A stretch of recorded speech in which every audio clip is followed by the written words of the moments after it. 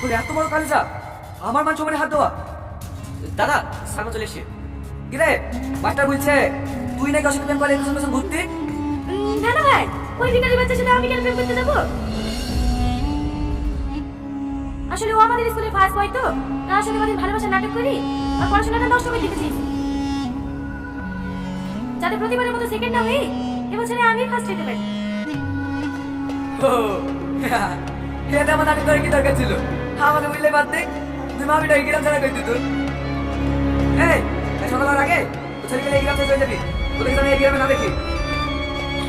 ঠিক আছে বলে চাই, আমরা আজকে এই গ্রাম ছেড়ে চলে যাবো, আর কোনোদিন এই গ্রামে ফিরে আসবো